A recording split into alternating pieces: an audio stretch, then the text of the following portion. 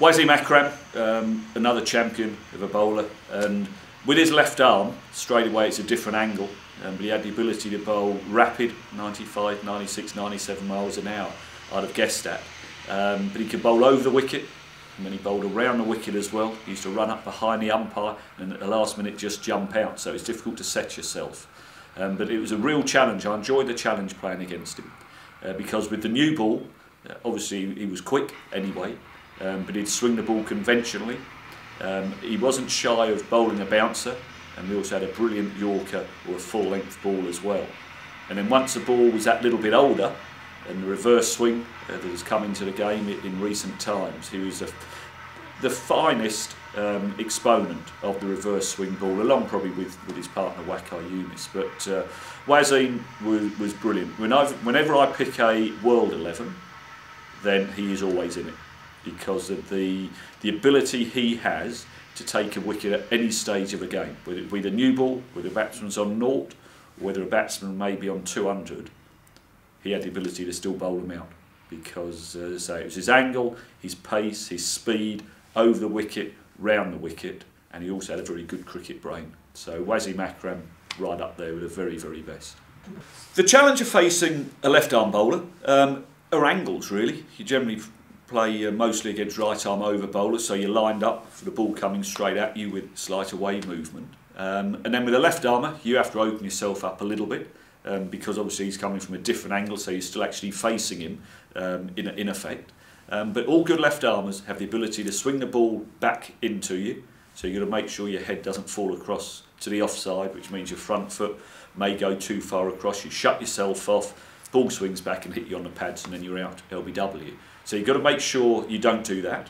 And also, but good left-armers also have the ability to go straight across you or swing it across you, which means you're lining up your off stump, and if you don't pick the ball which way it's going, you may think it's coming back, so you start playing at it. It goes across, you find the outside edge, and then you bring the keeper and the slip area into play. And that is why the game revolves around off stump, and as a batsman you've got to defend your off stump, but it helps if you know which way it's going, and against Wasim at times you didn't. With the reverse swing, people say, do you read it, do you not read it, or whatever. Because I played a lot of cricket with Waqar Younis at Surrey, then you understood reverse swing. Also, when you play against people regularly, you've played with them and then play against them, so I played against Wasim Macram a lot in county cricket, you almost get a feel to how they're going to bowl. And though he'd run up, I didn't get it on camera, but he'd run up at times hiding the ball, as soon as he got into his delivery stride, a lot of the time I could pick which was a rough side, which was a smooth side, and it gives you an advantage. And because I used to go back and across but deep in my crease, it gave me a fraction longer to pick the ball and then try and react in time. Not easy, and there were times, I promise you, when you couldn't see it because he'd hidden the ball well. But no, I was always looking for the light side, dark side, rough side, smooth side, to try and then picture which way the ball was going to go. I mean, Wasim Macram is the only left-armer in my list that I'm about to give you. Obviously, there are more right-armers playing the game, but you think of the other, Chaminda Vaas, for example. He was close to getting in because he got wickets all around the world, but has unluckily just missed out in my selection. But Wasim, as I say, the variety was quite outstanding. But there'll be two spells that stand out for me. One was a new ball spell at Old Trafford in the '92 series. We had about half an hour, 40 minutes to bat on, might have been day one if not day two, but day one, opener batting with Graham Gooch. And that was one of the quickest spells I faced. Old Trafford back then was a quick pitch, and he came roaring in.